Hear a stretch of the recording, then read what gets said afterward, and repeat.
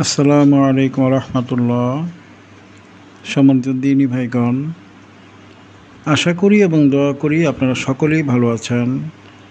আপনাদের দোয়ায় আল্লাহ পাকের হাবিব হুজুর পাক সাল্লাল্লাহু আলাইহি ওয়া আলিহি ওয়াসাল্লাম এর রহমতে আমিও ভালো আছি। আমি জিন জাদু কাটানি শুধুমাত্র সূরা নাস এবং ফালাক দিয়ে ভিডিও দিয়েছি অনেকগুলো। আজকে আমি একটা ভিডিও দিব, এটাও সূরা ফালাক এবং সূরা নাস দিয়ে কাটানি। সূরা নাস এবং সূরা ফালাকের কাটানি ছাড়াও আরও অনেক ধরনের কাটানির পদ্ধতি আছে। জাদু, জিন, সেহের বা বদনজর বা বন্দিশ, এগুলো কাটানোর আরও নিয়ম আছে, ওগুলো আমি পর্যায়ক্রমে পরে দিব। তবে জিন জাদু কাটানো এখন যে পর্বগুলো দিচ্ছি এগুলো হচ্ছে সূরা নাস, ফালাক এবং সেই সাথে টুকটাক অন্য কিছু আয়াত শরীফ আছে। এই কাটানিগুলো এখন আমি দিচ্ছি। আজকে আমি যে কাটানিটা দিব এটা হচ্ছে আমার মুদাব্বিরি জীবনের আমি যতটুকু শিখেছি সবচেয়ে শক্তিশালী যে কাটানিগুলো আমি পেয়েছি, এটা আমার পরীক্ষিত, অর্থাৎ আমি নিজে যেটা সবচাইতে শক্তিশালী হিসাবে যেই কাটানিগুলো পেয়েছি তার মধ্যে একটা কাটানি আজকে আমি দিব। আমি আপনাদের যে কাটানিগুলো ভিডিওগুলো দিয়েছি বা যেগুলো আমার আমল সেগুলোই আমি দিয়েছি। আমি জানি অনেক ধরনের কাটানি নাস ফালাকের বইও আছে, অনেক ধরনের আপনারা খুঁজলে পাবেন। উর্দু বইয়ে অনেক ধরনের কাটানির নিয়ম আছে, সবগুলো কাজ করে না। যেগুলো আমি জীবনে রেজাল্ট পেয়েছি শুধু আমি সেগুলোই দিয়েছি। আমি যেটা রেজাল্ট পাইনি সেটা আমি দেইনি। আর তোর মধ্যে যেটা খুবই শক্তিশালী রেজাল্ট পেয়েছি সেটাও আমি আপনাদের ভিডিওর সাথে সাথে বলে দিচ্ছি। আজকে আমি এই নাস ফালাকের কাটানির উপরে আমি আমার জীবনে সবচাইতে অধিকতর ফল পেয়েছি একটা কাটানি আমি দিয়ে দিচ্ছি। আমার জীবনে আমি কয়েকভাবে কাটাই। লেবু কাটানোর মাধ্যমে আমি জাদু কাটিয়ে ফেলি, কিংবা এই নাস ফালাকের মাধ্যমে কাঁঠাল পাতাকে ছাগল খাইয়ে সেই কাঁঠাল পাতাগুলো ছাগলকে খাইয়ে দিয়ে এটা আমি করে থাকি, কিংবা আলিকান মালিকানের নকশা মাটিতে পুঁতে দিয়ে আরও কয়েক রকমের কাটানি সেগুলো আমি করি। কিন্তু নাস ফালাকের কাটানির মধ্যে আমি সবচাইতে শক্তিশালী এবং যেটা আমি কতবার করেছি আমি জানি না, আসলে আমি অনেকবার করেছি, অনেকবার। এই কাটানিটা আজকে আমি দিয়ে দিচ্ছি। আমি আমার অনেক ছাত্রকে জীবনে শিখিয়েছি, কিন্তু এই কাটানি আমি এইরকম আরেকটা কাটানি যেটা সূরা নাস ফালাকের সপ্তম কাটানি, এটা আমি সবাইকে শিখিয়েছি এবং ওইটা সবাই দেয় আমার ছাত্ররা। এই কাটানিটা আমি নিজে দেই, আমি খুব অল্প সংখ্যক ছাত্রকে এটা শিখিয়েছি। আজকে আমি ভিডিও আকারে দিয়ে দিচ্ছি ইনশাল্লাহ। এটা আপনারা এটার মতো শক্তিশালী কাটানি আপনারা নিজেরা কেটে দেখবেন যে এটা আসলে ঠিক কোন লেভেলের শক্তিশালী জিন জাদু কাটানি, এটা আপনারা নিজেরা কেটে পরীক্ষা করে দেখবেন। তবে এই কাটানিটা যিনি রোগী নিজে দিতে পারবেন না, একজন মুদাব্বিরকে দিয়ে কাজটা করিয়ে দিতে হবে। একজন মুদাব্বির যার নাস ফালাকের ১০০ লক্ষ বার জাকাত দেওয়া আছে সে এই কাজটার 100% রেজাল্টটা পাবে। আর যার ১০০ লক্ষ বার জাকাত নেই, ৪১ দিনের ৪১ বার করে জাকাত আছে, কিংবা ছোটোখাটো অন্য জাকাত দেওয়া আছে, তারা হয়তো এটার 100% ফলটা পাবেন না। কিন্তু যার ১০০ লক্ষ বারের জাকাত দেওয়া আছে, আমি এ ধরনের মুদাব্বিরদেরকে বলবো, যারা আমার ছাত্র কিংবা যারা আমার ছাত্র না, সাধারণ অন্যান্য মুদাব্বির, আপনাদের আমি রিকোয়েস্ট করব আপনারা ১০০ লক্ষ বার নাস ফালাকের জাকাত দিয়ে এই কাটানিটা 10টা রোগীর উপরে কেটে দেখেন। আপনি কেটে দেখেন, আপনার মুদাব্বির জীবনের ধারণাই পরিবর্তন হয়ে যাবে। জাদু কাটা, জিন জাদু ধ্বংস করার উপরে আপনার ধারণাই পুরোপুরি পরিবর্তন হয়ে যাবে। আপনারা 10টা রোগীকে কাটানি দিয়ে দেখেন। এটা আমি কতবার যেটা করেছি এটা ঠিক নেই। আমি যেখানে গিয়েছি, আমি বাংলাদেশের বাইরে একবার একটা কাজে গিয়েছি, সেখানেও আমি এক জাদুর রোগীকে আমি এই কাটানিটা দিয়ে এসেছি। ওই রোগী আল্লাহ পাক ওনাকে মাফ করেছেন, উনি ইনশাল্লাহ সুস্থ হয়ে গিয়েছেন। এছাড়াও আমি জীবনে যে কতবারই কাটানিটা করেছি এটা আমার কোনো হিসাবই নেই। এই কাটানিটা আমি জীবনে এতবার দিয়েছি। যেহেতু এটার কোনো দিনের ব্যাপার নেই, যে কোনো দিন ফজরের সময় কাটানিটা দেওয়া যায়। আমি যেইখানে গিয়েছি, যাকেই সমস্যা মনে হয়েছে তাকেই আমি কাটানি দিয়ে দিয়েছি। বাচ্চা হচ্ছে না সমস্যা, কাটানি দিয়ে দিয়েছি। বন্দিশের সমস্যা, কাটানি দিয়ে দিয়েছি। জিন জাদুর সমস্যা, কাটানি দিয়ে দিয়েছি। যেহেতু দিনের ব্যাপার ছিল না, আমি যেখানে গিয়েছি সেখানে এটা আমি করেছি। কতবার করেছি আমি নিজেও জানি না, আপনারা করে দেখবেন।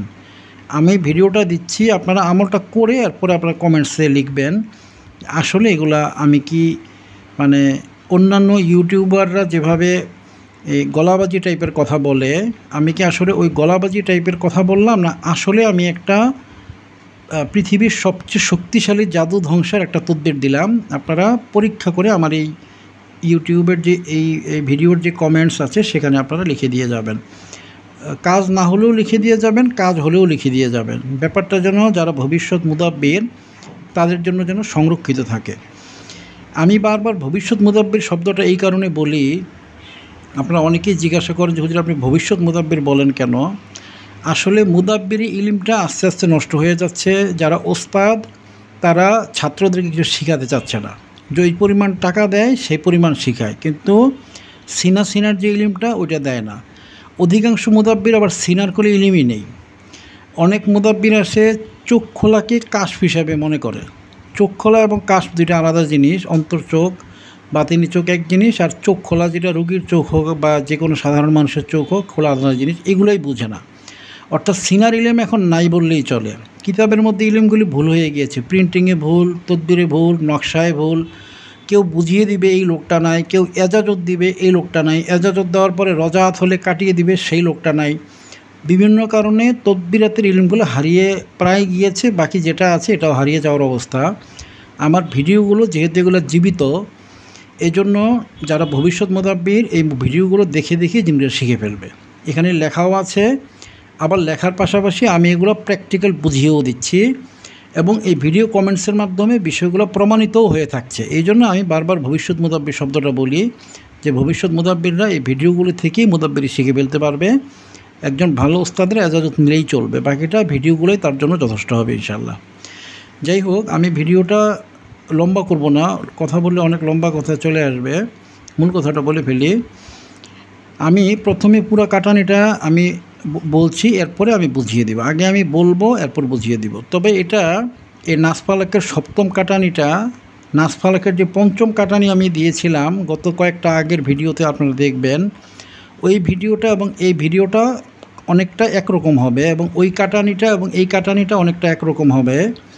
পার্থক্য হবে হচ্ছে ওইটার মোয়াক্কেল আলাদা, মাশরিক এবং মাগরিবের মোয়াক্কেলের পার্থক্য রয়েছে। ওইটার মাঝে 3 বার নাসফালাকের কারণে 3 জন নাসফালাকের মোয়াক্কেল কানেক্টেড হয়, এবং এটার মাধ্যমে 7 বার নাসফালাক পড়ার মাধ্যমে 7 জন নাসফালাকের মোয়াক্কেল কানেক্টেড হয়। এরকম কয়েকটা শুধু পার্থক্য রয়েছে। বাকি সবগুলো এই 7 নম্বর কাটানিটা আমি যেই কয়েকটা আগে ভিডিও দিয়েছি সেই 5 নম্বর ভিডিওর মতনই। আমি পুরো ভিডিওটা বলছি, আপনারা মনোযোগ দিয়ে ভিডিওটা শুনবেন, মোবাইলে ডাউনলোড করে রাখবেন, 8-10 বার শুনবেন, মুখস্থ করে ফেলবেন, এরপর প্রয়োগ করবেন। প্রয়োগ করার পরে যারা জিনের রোগী, যাদের রোগী, বন্দিশ রজাতের রোগী, বিয়ে বন্ধ, বাচ্চা হচ্ছে না, আপনারা এটা করে এরপরে আমাকে বলবেন যে এটা কোন ধরনের কাটানি। এটার পাওয়ারটা আপনারা নিজেরাই বোকা হয়ে যাবেন, এত শক্তিশালী কাটানি এটা। আমি কতবার যে করেছি এটা আমার নিজের কাছেই মনে নেই। আমি যেইখানে গিয়েছি সেখানেই এটা করেছি। আমি বেড়াতে গিয়েছি সেখানেও করেছি, কাজে গিয়েছি সেখানেও করেছি, যেখানেই সমস্যা মনে হয়েছে সেখানেই এটা আমি করে দিয়েছি। অনেকের কাছ থেকে টাকা নিয়েছি, অধিকাংশের কাছ থেকে আমি টাকা নিইনি, এমনিই করে দিয়েছি আমি। যাই হোক, আমি পুরো ভিডিওটা বলছি শীটটা, এরপর আমি বুঝিয়ে দিচ্ছি। সূরা নাস ও ফালাক, সূরা ফালাক ও নাসের সপ্তম কাটানি। সব রকম ক্ষতি ধ্বংসে এই তদবির 1000 বার পরীক্ষিত। সব রকম ক্ষতির ব্যাখ্যাটা হচ্ছে জিন, জাদু, রজাত, বন্দিশ, বদনজর, শারীরিক, মানসিক থেকে শুরু করে যেগুলো আমি বললাম, বিয়ে বন্ধ, বাচ্চা বন্ধ, বা বিদেশ গমনে বাধা আছে, কিংবা চাকরি পাওয়াতে বাধা আছে, যে কোনো রকমের বাধা, বা অনেকের আবার বুরুজের দোষ থাকে, যেটাকে অন্য ভাষায় রাশির দোষ বলে, ওইগুলো পর্যন্ত কেটে যাবে। এছাড়া আরও যত ঝামেলা আছে সব কেটে যাবে। আপনারা করে দেখবেন, করে দেখে পরে আমাকে বলবেন। 1 নাম্বার, নদীর জোয়ারের পানি সংগ্রহ করতে হবে। প্রথমে আপনার নদীর জোয়ারের পানি, অর্থাৎ ফজরের নামাজের পরে জোয়ার থাকে নদীতে, আপনার ফজরের নামাজটা পরে গিয়ে 1 ঘটি পানি নিয়ে আসবেন, বা 1 বোতল পানি নিয়ে আসবেন, 1 লিটার একটা বোতল। এরপরে এর মধ্যে 21টি কুল বরই পাতা নেবেন। 21টি কুল বরই পাতা, কুল বরই যেটাকে বলি, গোল গোল হয় পাতাগুলো। কুল বরই পাতা বেটে, যদি বাটতে পারেন ভালো, যদি বেটে নেন তাহলে তদবিরটা পুরো হবে। যদি বাটতে না পারেন পানির মধ্যে পানিটাকে একটু গরম করে পানির মধ্যে পাতাগুলো দিয়ে হাত দিয়ে ডলে ডলে ডলে ডলে যদ্দূর পারেন রস বের করে দিবেন, তাইলেই চলবে। তবে বাটতে পারলে সবচেয়ে ভালো। 21টি কুল বড়ি পাতা বেটে আবরামু আমরাং ইন্না মুবরিমুন 11 বার পরে দম করবেন।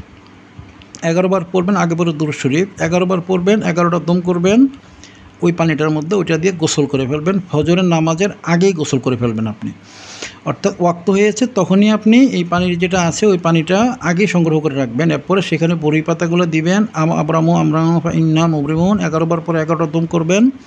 এরপর ফজরের আগে গোসল করে ফেলবেন। এরপর গোসলের পানি কিন্তু আপনি শরীর শুকাবে না, অর্থাৎ গোসলের পানিটা কিন্তু শরীরে থাকবে। ওই অবস্থাতেই আপনি এই কাজটা করবেন। অর্থাৎ গোসল করার 15 থেকে 20 মিনিটের মধ্যেই সূর্যোদয় হবে, সূর্যোদয়ের সময় কাজটা করতে হবে। আপনি গোসল করে ফজরের নামাজটা পড়ে এরপর কাজটা করে ফেলবেন। শরীরটা ওই পানিতে হালকা হালকা ভেজা থাকবে। একেবারে ভেজা থাকতে হবে সেটা না, পানির অস্তিত্বটা এবং এটার যে ক্রিয়াটা, অর্থাৎ জাদুগুলি হালকাও হয়ে যাওয়া, অর্থাৎ আবরামু আমরান পাইনা মুবরিমুন, এটা করার মাধ্যমে শরীরের জাদুর গিটগুলি সব হালকা হয়ে থাকবে, দুর্বল হয়ে থাকবে। হয়তো জাদু ছুটেও যেতে পারে, কিন্তু না ছুটলেও দুর্বল হয়ে থাকবে। ওই অবস্থাতেই আপনাকে কাটানি দিয়ে নামাই ফেলতে হবে জাদুগুলোকে। এই জন্য আপনি গোসল করার যত দ্রুত সম্ভব আপনি কাটানিটা দিবেন। যদি সম্ভব হয় পানির শরীর ভিজা থাকা অবস্থাতেই গোসলটা করবে, এই কাটানিটা দিবেন, সেক্ষেত্রে আপনি অধিক ফল পাবেন। আচ্ছা, গোসল করতে যদি না পারেন, যে ফজরের সময় গোসল করা অসুবিধা বা গোসলের জায়গা নেই বা বিভিন্ন সমস্যা, সেক্ষেত্রে আপনি 1 কাপ পানির মধ্যে 1 কাপ জোয়ারের পানির মধ্যে 21টা বড়ি পাতা দিয়ে পাতাগুলিকে সবগুলি পাতাকে মথে একবারে মথবেন, মথে রসটা বের করবেন। চেপে রসটা বের করে ওই 1 কাপ যে জোয়ারের পানি, ওই 1 কাপের জোয়ারের পানিটা আপনি মাথায় ঢেলে দিবেন এবং সারা শরীরে পানিটা বেয়ে বেয়ে নিচের দিকে নামবে। আপনি মাথায় ঢেলে দিবেন, বেয়ে নিচের দিকে নামবে। মনে মনে মুদাব্বির যিনি, উনি খেয়াল করবেন যে শরীরের গিটগুলোকে আমি দুর্বল করে দিলাম, শরীরের জাদুগুলোকে দুর্বল করে দিলাম। শরীরের যে জাদু বা জিনের বা বন্দিশের বা রাশির যে গিট বা রাহু কেতুর যে ঝামেলাগুলো বলা হয়, যেগুলো রাশি তত্ত্বে বলে, আমাদের ইসলাম ধর্মে রাশি নেই, বুরুজ এটা, তো এখানেও অনেকগুলো বিষয় আছে। এগুলো দেওয়ের আসর বলে, এগুলোকে রাশির দেও বা বুরুজের দেও বলে, এগুলোকে ওগুলোর অনেক ব্যাপার থাকে। আপনি নিয়ত করবেন এগুলো সব আমি গিটগুলো দুর্বল করে দিলাম। এই নিয়ত করে এরপরে মাথার মধ্যে পানিটা ঢেলে দিবেন, পানিটা মুছবে না। 1 কাপ পানি মাথায় ঢেলে দিবে, মুছবে না। 2, ফজরের নামাজ পড়ে সূর্য উদয়ের সময় রুগী ও মুদাব্বির সরাসরি মাটি বা বালুর উপর দাঁড়াবে। আমি আগেই বলেছি 5 নম্বর ভিডিওর সাথে 5 নম্বর কাটানির সাথে 7 নম্বর কাটানিটা অনেকটা একই রকম হবে, একটু পার্থক্য আছে, পার্থক্যটা বুঝে করতে হবে। ফজরের নামাজের পরে সূর্য উদয়ের সময় রুগী এবং মুদাব্বির উভয়েই সরাসরি, সবচেয়ে ভালো হয় বালুর উপরে দাঁড়াবেন, মাটি না, বালুর উপরে দাঁড়ালে সবচেয়ে ভালো। সরাসরি বালু, যেটা একেবারে জমিনের সাথে লাগা বালু, আপনি এক জায়গায় বালু এনে আপনার বাসায় রাখলেন তারপরে দাঁড়ালেন, সেটা হবে না। খাকি মোয়াক্কেলের সাথে কানেক্টেড হওয়া লাগবে, অর্থাৎ সরাসরি জমিনের উপরের বালুর মধ্যে আপনাকে দাঁড়াতে হবে। এরপর মুদাব্বির দাঁড়াবে, রুগী খালি পায়ে দাঁড়াবে,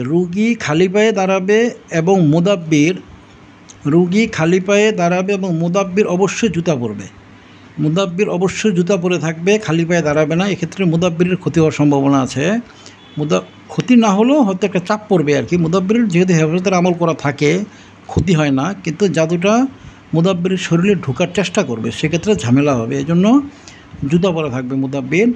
এবং রুগী খালি পায়ে মাটিতে দাঁড়িয়ে 11 বার দুরূদ শরীফ পড়বে। রুগী 11 বার দুরূদ শরীফ পড়বে, এরপরে আর রুগী কিছুই করবে না। রুগী মাথার মধ্যে পানি দিয়ে আসছে বা গোসল করে আসছে, জোয়ারের পানি যেটার মধ্যে 21টা বড়ি পাতা দেওয়া আছে, গোসল করে এসে সে শুধু দাঁড়িয়ে 11 বার দুরূদ শরীফ পড়বে, দাঁড়িয়ে থাকবে।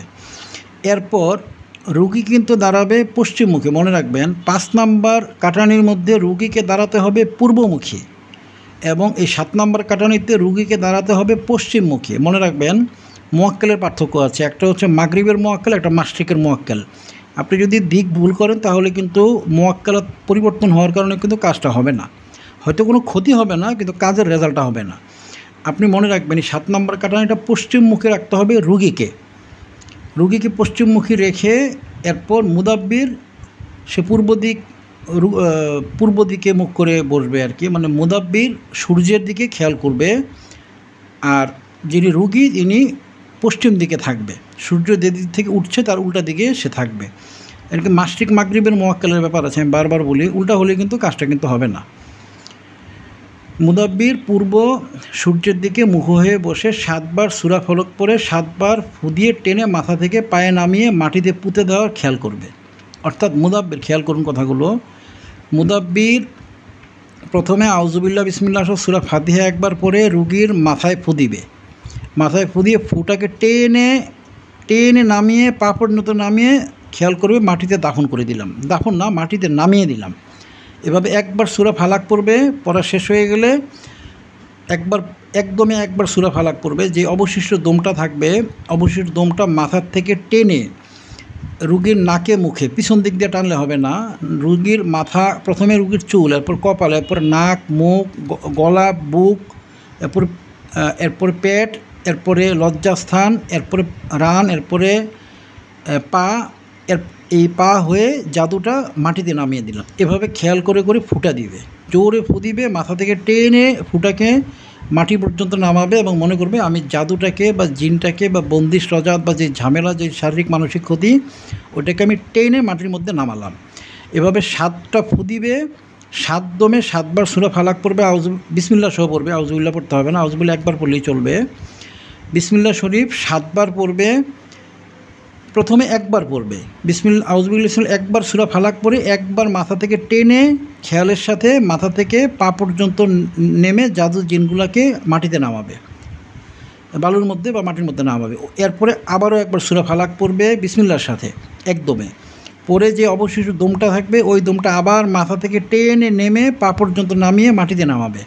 খেয়াল করবে যে আমি, এবং মনে মনে সূরা ফালাকের মুওয়াক্কেল এবং হাফেজা ফেরেশতাকে আদেশ দিবে মনে মনে যে ওনার শরীরে জিন জাদু, রজাত, বন্দিশ বা অন্যান্য শারীরিক মানসিক ক্ষতি বা যেই ক্ষতির জন্যই আপনি চিকিৎসাটা করছেন ওই ক্ষতিটার জন্য শরীর থেকে নেমে মাটিতে নামিয়ে দিলাম। এটা মনে মনে খেয়াল করলেই চলবে, মুওয়াক্কেলটা মনের কথাগুলো শুনবে। এভাবে 7 বার আপনি করবেন, বিসমিল্লাহর সাথে 7 বার করবেন। 7 বার যখন হয়ে যাবে আপনারা আবারও আউযুবিল্লাহ একবার পড়ে বিসমিল্লাহর সাথে সূরা নাস একবার পড়বেন একদমে। যে অবশিষ্ট দমটা থাকবে, অবশ্যই দমটা রুগীর মাথা থেকে টেনে আবার নিচের দিকে নামিয়ে পায়ের মধ্যে নামিয়ে দিবেন। খেয়াল করবেন আবারও জিন জাদু, রজাত, বন্দির, বদনজর বা অন্য যে ঝামেলার জন্য আপনি কাটানি দিচ্ছেন এই কাটানিটা মাটিতে নামিয়ে ফেললাম। আপনি কিন্তু দাফনের নিয়ত করবেন না, দাফনের নিয়ত করলে কিন্তু খাকি মুওয়াক্কেল কিন্তু এটা কিন্তু দাফন করে ফেলবে। আপনি দাফনের নিয়ত করবেন না যে মাটিতে নামালাম, এভাবে নিয়ত করবেন। খাকি মুওয়াক্কেলটা মাটিতে নামানোর ব্যাপারে ব্যবস্থা নেবে। মাশরিক মাগরিবের মুওয়াক্কেল, হাফেজা ফেরেশতা এবং সূরা নাস ফালাকের মুওয়াক্কেল এরা মিলে কাজটা করে। এভাবে আপনি আবার সূরা নাসটা 7 বার করবেন। প্রথমে সূরা ফালাক পড়লেন 7 বার, এরপরে পড়লেন সূরা নাস আপনি 7 বার পড়লেন। যখন হয়ে যাবে এরপর মনে রাখবেন, একটু খেয়াল কথাগুলো বুঝে করতে হবে। এই ধরনের মাটির পিঁড়া, আমাদের গ্রাম দেশে মাটির পিঁড়া পাওয়া যায়, শহরেও এগুলো বিক্রি হয়। অনেকে ইটের উপরে রাখে, ইট ব্যবহার করা যাবে না। আপনি মাটির পিঁড়া নিয়ে যাবেন একটা, রোগীকে ওই জায়গা থেকে, যেই জায়গার মধ্যে আপনি কাটানি দিলেন খালি পায়ে, সেই জায়গা থেকে কাঠের পিঁড়া, এটা মাটির পিঁড়া না, কাঠের পিঁড়া। এটা আপনি রোগীকে মাটির উপর থেকে উঠিয়ে সরাসরি অন্য কোনো মাটিতে পা দিবে না, সরাসরি যেখানে দাঁড়ানো আছে রুগীটা, যেখানে এই জিন জাদু, রজাত, বন্দিশগুলো নামানো হয়েছে যেই মাটিতে, সেখান থেকে সরাসরি পাটা এই কাঠের পিঁড়ার উপরে দাঁড়া করিয়ে দিবেন। আপনি বড় সাইজের একটা পিঁড়া নিয়ে নেবেন, যারা মুদাব্বির এগুলো এদের কাছে থাকে আপনারা কিনে নেবেন। এটাতে অনেক রুগী চিকিৎসা করতে পারবেন, আপনার 10 বছরও একটা পিঁড়া নষ্ট হবে না। ভালো পিঁড়া বানিয়ে নেবেন একটা বড় দেখে।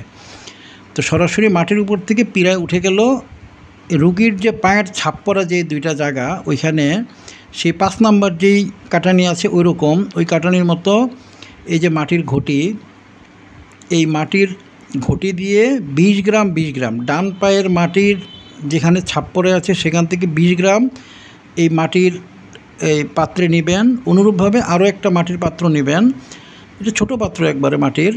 এই মাটির পাত্রের মধ্যে আরও একটা পাত্রের মধ্যে বাম পা থেকে 20-25 গ্রাম পরিমাণ বালু উঠিয়ে নেবেন। 2টা মাটির পাত্রে ডান পায়ের এবং বাম পায়ের বালু আপনি নিয়ে নেবেন।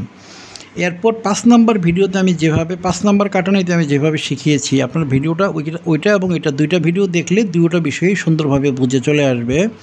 আর আমি যদি পুরোটা বোঝাতে চাই ভিডিওটা অনেক লম্বা হয়ে যাবে, প্রায় 1 ঘন্টার কাছাকাছি। এই জন্য আমি 5 নম্বর ভিডিওটা আপনারা দেখে নেবেন, আর এই ভিডিওটা দেখলেই মোটামুটি 2টা বিষয়ের জ্ঞান চলে আসবে, কাছাকাছি এরকম 2টা ভিডিও, 2টা কাটানি কাছাকাছি এরকম। এরপর এই যে রুগী পীড়ার উপরে দাঁড়ালো, রুগী এই কাঠের পীড়ার উপরে দাঁড়ানো রয়েছে, ওই অবস্থাতেই মনে রাখবেন রুগীকে কিন্তু কোনোভাবেই মাটিতে নামতে দেওয়া যাবে না। সে ওইখান থেকে প্রয়োজনে সে জুতা পরে ফেলবে, হ্যাঁ, জুতা পরে ফেলবে, মাটির স্পর্শে সে আর যাবে না যতক্ষণ পর্যন্ত আপনি মাটিগুলো না পোড়ান।